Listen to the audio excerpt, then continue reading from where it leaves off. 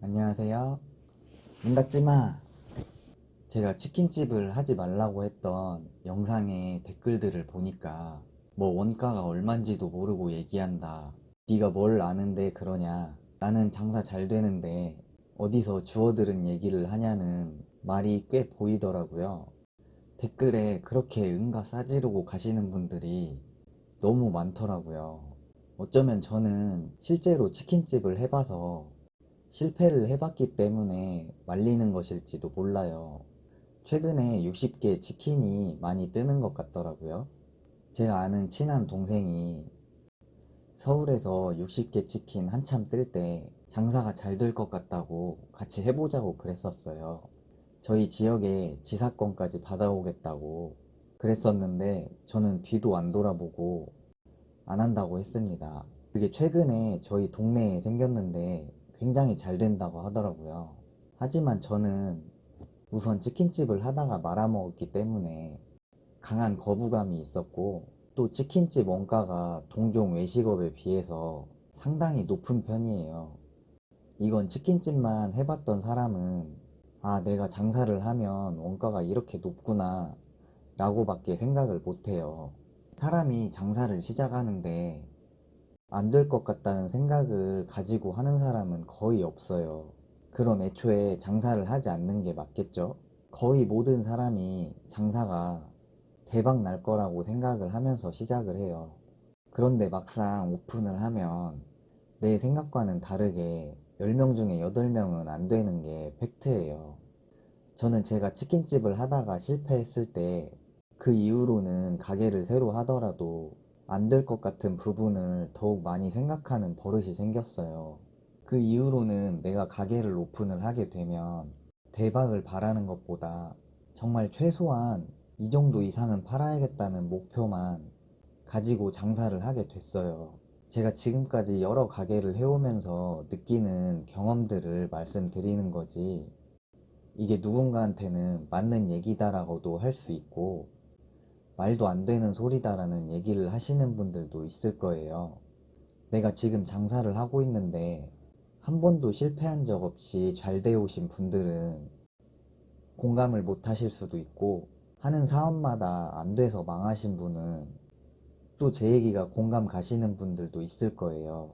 제 경험이 100% 여러분들에게 맞는 얘기는 아니니까, 저는 이렇게 경험을 했으니까 뭔가를 하실 때 조금이라도 도움이 되기 위해서 말씀드렸던 거예요.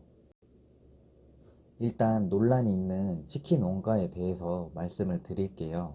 생닭이 얼마인지도 모르고 얘기한다고 말씀하시는 분들이 계셨는데, 저는 제가 운영했을 때를 기준으로 말씀드렸던 거예요.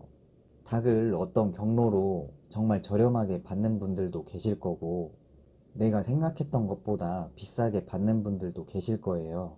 이런 부분들이 있으면 서로 고민해보고 대화해서 얘기하면 되는데, 왜 그렇게 안 좋은 댓글들을 많이 다시는지 이해는 못하겠어요.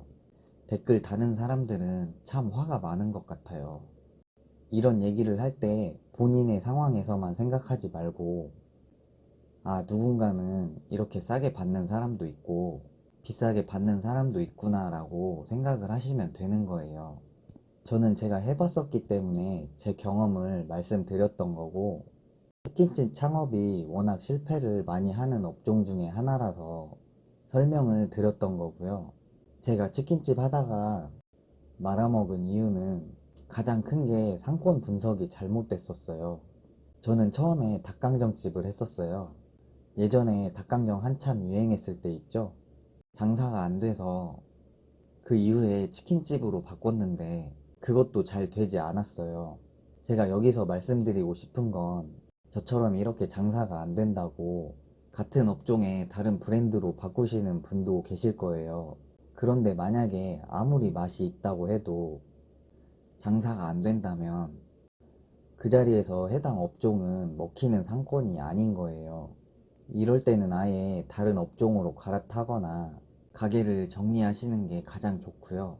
제가 실제로 장사했던 자리에서 처음에 닭강정집을 하다가 닭강정과 치킨을 같이 파는 매장으로 바꿔서 했는데, 또 망했어요.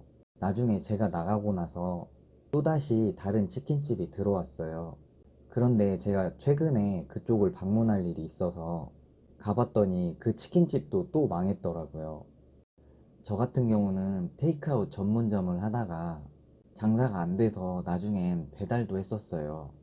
그런데 내가 파는 치킨의 가격에서 치킨 원가하고 배달비하고 각종 나가는 비용을 계산해 보니까 마진이 거의 없다시피 하는 거예요. 이렇게 하면 배달하는 의미도 없겠죠? 그렇다고 배달이 많이 들어오는 것도 아니에요. 지금처럼 어플을 이용해서 주문하는 시스템도 아니어서 피드백을 받을 수 있는 경우가 블로그 후기 말고는 없었고, 배달 책자와 전단으로 광고를 많이 했는데 제가 했던 브랜드가 유명한 브랜드도 아니어서 일단 인지도가 낮기 때문에 주문 건수조차 늘리기가 쉽지 않았어요. 그리고 치킨집 하다가 안 됐었던 이유가 맛에서도 있었어요. 처음에 닭강정집을 할 때 본사에서 보내준 닭에 문제가 조금 있었어요. 닭이 상해서 오는 경우도 있었고, 일단 치킨집 같은 경우는 닭의 품질이 좋아야 치킨이 맛이 있는데 서울에서 배송을 해오다 보니까 중간에 닭의 상태가 안 좋았던 경우가 많이 있었어요. 그걸 보완해서 두 번째 치킨집을 할 때는 신선한 닭도 사용하고 맛도 좋다는 평을 받았어요. 하지만 이렇게 안 되더라도 혹시 1년? 2년? 이렇게 버텼으면 또 맛집으로 운 좋게 살아날 수 있었을지도 모르겠네요. 하지만 돈을 못 버는 상황에서 소상공인이 그렇게 버티는 건 쉬운 일이 아니에요. 당장 3개월 정도만 수입이 없어도 굉장히 힘들어질 수밖에 없는 게 현실이에요. 뭐 수입 없이 1, 2년도 못 버틸 거면 뭐하러 했냐는 응가를 싸지르는 분이 또 있을지 모르겠어요. 돈이 많으면 뭐하러 장사를 하겠습니까? 건물을 사지,